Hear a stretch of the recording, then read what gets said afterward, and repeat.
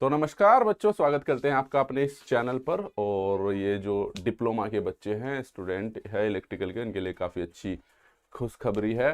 तो वेस्ट बंगाल में वैकेंसी निकली है आपके जूनियर इंजीनियर की, और जूनियर इंजीनियर की पोस्ट हैं 401।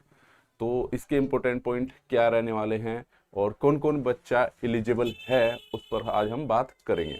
ठीक है, तो मैं पहले बता दूं, जो क्या बोलते हैं, कुछ कंडीशंस हैं कि दूसरे स्टेट का भी अप्लाई कर सकता है कि नहीं कर सकता है।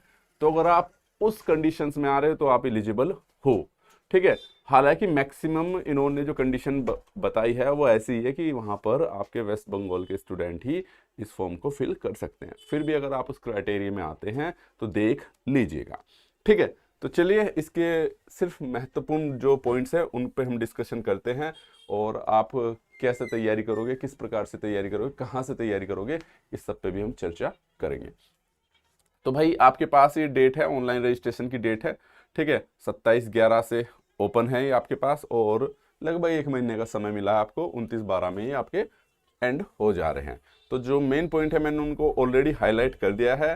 ठीक है, तो मैं इसकी कंपनी के बैकग्राउंड पे तो जान रहा है, हजारों करोड़ की होती है भाई, सरकारी वैकेंसी है। ठीक है, अब आते हैं जो इनके महत्वपूर्ण पॉइंट्स है, उस पर आ जाते हैं आपके पास कि किस किस पोस्ट के लिए कितनी वैकेंसी हैं। तो जैसे ये है आपके पास जूनियर इंजीनियर की, junior engineer electrical grade second, 401 पोस्टें हैं इसमें। ठीक है, 100 अनरिजर्व है, और आपके पास अनरिजर्व ईसी का जो रिजर्वेशन है आपके पास वो 52 है। ठीक है, एक्स एसएम की 12 है, एससी की आपकी 52 है, एससी ईसी की 28 है। तो ये जो उस स्टेट से बिलोंग करते हैं, हर स्टेट का रिजर्वेशन पॉलिसी अलग अलग रहती है। तो वहां के स्टूडेंट को पता रहता है कि कौन किस कम्युनिटी में आ रहा है, कौन सी कैटेगरी में वो आ रहा है। ठीक है, तो इसके लिए क्वालिफिकेशन क्या मांगी भाई, जेई के लिए इन्होंने फुल टाइम 3 ईयर डिप्लोमा मांगा in electrical engineering from the recognised institute college duly recognised by the waste Bengal state counselling of technical education. यानी कि उससे मांगा है कि भाई आपके पास वो रिकॉग्नाइज होना चाहिए वेस्ट बंगाल की टेक्निकल एजुकेशन से। ठीक है, और करंटली रिनेम्ड टू जो हो गया आपके पास West Bengal state counselling of technical and the vocational educational and the skill development. तो यानी कि इन्होंने नाम बदल के ये कर दिया है। तो इन्होंने साफ साफ बोला 3 ईयर डिप्लोमा चाहिए आपके पास, रिकॉग्नाइज इंस्टीट्यूट ऑफ कॉलेज जो कि वेस्ट बंगाल का है। इन्होंने और कोई सा बोर्ड दिया भी नहीं है, यहाँ पर कोई सा दूसरा बोर्ड दिया ही नहीं। तो यानी कि यहाँ से साफ पता चल रहा है कि आप वेस्ट बंगाल से ही आपके पास डिप्लोमा होना चाहिए। ठीक है, ये आपकी सैलरी का है, सैलरी पे हम जाते नहीं, नौकरी मिल जाए वही बहुत बड़ी बात है। अब आते हैं अगला पॉइंट्स क्या है।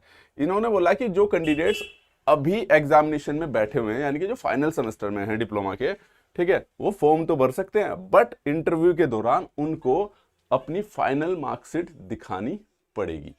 फाइनल मार्कशीट और सर्टिफिकेट जो रिक्वायरमेंट है वो, यानी कि आप फॉर्म तो भर सकते हो, मान लो आप फाइनल ईयर में हैं, ठीक है, और आप इसमें प्रोसेस में 5-6 महीने बाद आपके पास डिग्री आती, सॉरी डिप्लोमा आता है, तो उस फॉर्म को आप फिल कर सकते हो भाई। तो इस चीज़ का खास ध्यान रहे। ठीक है, degree diploma obtained the through the part time, केवल उन्हीं को कंसिडर किया जाएगा जो डिपार्टमेंटल आदमी है।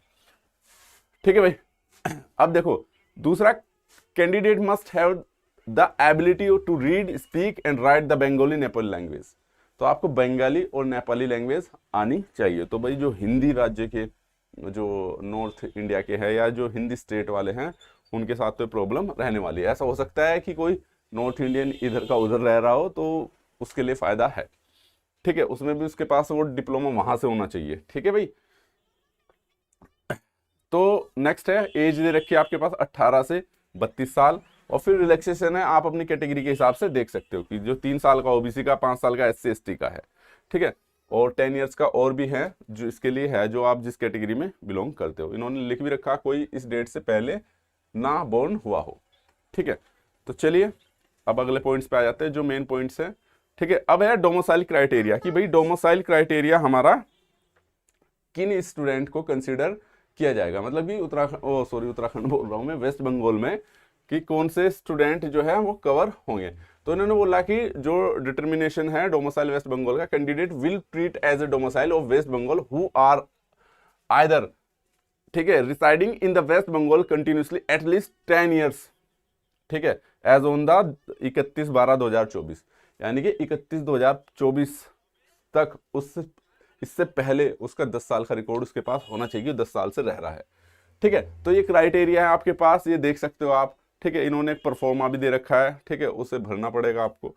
तो बाकी आप अपनी कंडीशन पढ़ सकते हो। तो मोस्टली मोटा मोटा देखा जाए तो घुमा फिरा के ये ऐसा ही है कि इनके पास वेस्ट बंगाल के ही स्टूडेंट के लिए ये है भाई। तो ये जो क्राइटेरिया है घुमा फिरा के दे रखा है, डायरेक्ट नहीं बोल सकते। अब ऐसे हाई कोर्ट के ऑर्डर थे कि आप दूसरे स्टेट में अप्लाई नहीं कर सकते हैं, एक ऑर्डर आया था, तो उस बिहाफ पे ये डायरेक्ट नहीं बोलते, लेकिन कंडीशन ऐसी बना देते हैं कि दूसरे स्टेट के ना फॉर्म को फिल कर पाए। खैर कोई नहीं, जो वेस्ट बंगाल के बच्चे हैं उनके लिए अच्छी अपॉर्चुनिटी है, पढ़िए, वो हर स्टेट में ही ऐसा है भाई। ठीक है, इन्होंने बोल दिया रिजर्वेशन की जो पॉलिसी है, गाइडलाइन है, issue by the waste Bengal time to time, उसके अकॉर्डिंग है। ठीक है, और इन्होंने बोला candidates belongs to the SC ST OBC, ठीक है, from state other west Bengal. ठीक है, तो इन्होंने बोला कि भाई जो आपके SC ST के कैंडिडेट्स हैं और वेस्ट बंगाल से हैं, are domicile of the waste Bengal, may not under the unreserved, ठीक है, may applied the under the unreserved और EVS कैटेगरी। ठीक है, इन्होंने बोला कि आप अगर आपके पास SC ST का वो नहीं है बट डोमिसाइल है आपके पास, तो आप उसे जनरल उसमें भर सकते हो। कहने का मतलब SC ST का सर्टिफिकेट नहीं है लेकिन डोमिसाइल है आपके पास वेस्ट बंगाल का, भले ही आप दूसरे स्टेट में रह रहे हो, तो आप फॉर्म को भर सकते हो बट जनरल कैटेगरी में भरोगे। तो मोटी मोटी बात है, हर एक में यही होता है भाई। ठीक है, तो डिप्लोमा चाहिए, वेस्ट बंगाल से ही डिप्लोमा रिकॉग्नाइजेशन होना चाहिए इसका। ठीक है भाई, और कैटेगरी भी आपकी, अगर आप कैटेगरी से आते हो तो वेस्ट बंगाल की सरकार का ही आपके पास होना चाहिए। ठीक है, अब आ जाते हैं इसके मोड ऑफ सिलेक्शन पे। मोड ऑफ सिलेक्शन क्या कहता है भाई आपके पास, तो 2 फेज में होगा ये। फेज 1 में रिटन टेस्ट होगा, फेज 2 में आपके पास पर्सनल इंटरव्यू होगा। 85 मार्क्स का आपका क्या होगा, रिटन एग्जाम होगा, और 15 मार्क्स का आपके पास मोटा मोटा इंटरव्यू होगा भाई। 1:3 में बुलाए जाएंगे, यानी कि 400 सीट हैं, 401 है, तो लगभग 1200 स्टूडेंट के आसपास आपको बुलाया जाएगा कैटेगरी वाइज। ठीक है, ये इनका नॉर्मलाइजेशन का फॉर्मूला है।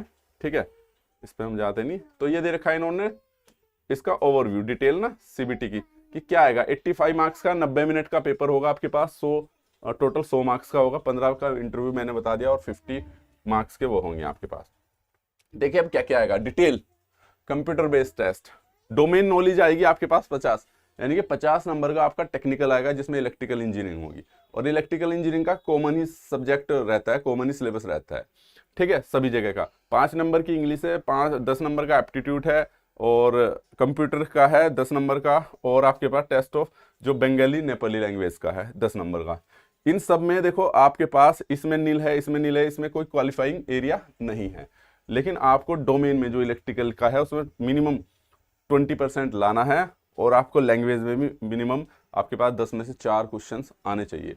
ठीक है, लगभग 40% यहाँ है, लगभग 40% ही वहां पर है, इतने आपके पास आने ही चाहिए।